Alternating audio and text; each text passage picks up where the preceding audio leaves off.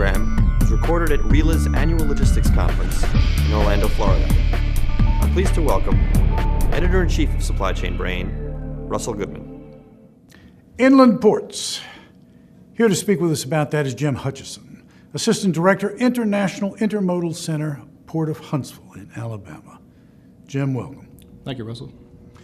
Jim, I know that when many people hear the term inland ports, they think of river ports, but my guess is you have another definition. What would that be?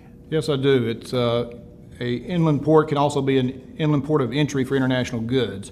You could have international cargo flights landing at an airport, clearing customs at that facility, or you could have rail intermodal with ocean containers coming from the seaports to an inland port and clearing customs there as well, or maybe even a combination of the two. But what I'm hearing is it doesn't necessarily have to be a river anywhere around. Exactly. Well, there you go.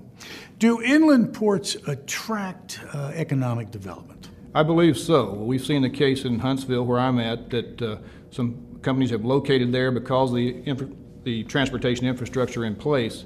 Quite often, site selection consultants, when they look for a site to locate a facility, proximity to an airport, proximity to an intermodal center are a couple of things that they look for when seeking out a site for a customer. Now, most of the people who will be viewing this are involved, of course, in supply chain management at some level. They want to know, what are the supply chain advantages to using the kind of inland port that you're talking about? What do you tell them? Well, I saw a good example of this yesterday here at the conference. We had a general session, about 1,000 people in the session. Session breaks up after about an hour and a half. Everybody's moving out of the facility. A lot of them are headed for the bathroom. Me and a couple other guys, we go downstairs to the next level to the bathroom. No line, it's uncongested. We're in and out quickly, and that's kind of like the inland ports. You avoid the congestion at the major gateways of the major seaports or major airports.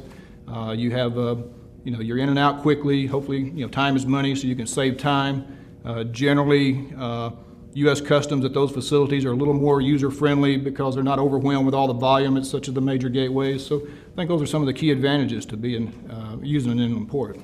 I hadn't quite thought of asking you this question, but I imagine in your marketing, that's one of the things that you say to people is avoid the congestion at certain ports. We won't mention their names. Right. And come where we're user-friendly. Exactly, exactly. All right. Jim, a popular term that inland ports are using these days is global logistics park. But I'm not sure what that is. What is a global logistics park, and how does it differ, if it differs, from an inland port? The global logistics park, you usually have an airport that could be surrounded by an industrial park or commerce park. It could be a rail intermodal center surrounded by the same type of park, or a combination of both, or rail intermodal center and an airport surrounded by that type of park. You have, here at Huntsville, we have that situation with both an air cargo facility and a rail intermodal facility, and an industrial park surrounding our facilities there. You also have a similar situation in Columbus with Rickenbacker and Dallas-Fort Worth with Alliance Park. Where the difference is some inland port of entries, they're just that. It's an airport or an intermodal facility. They just receive the goods there. There's not a surrounding industrial or manufacturing sector that completes the whole park concept.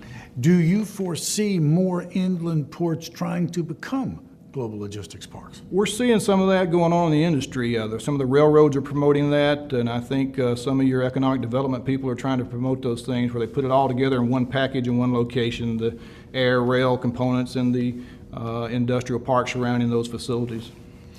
Do you think there is a point where we can have too many inland ports or global logistics parks?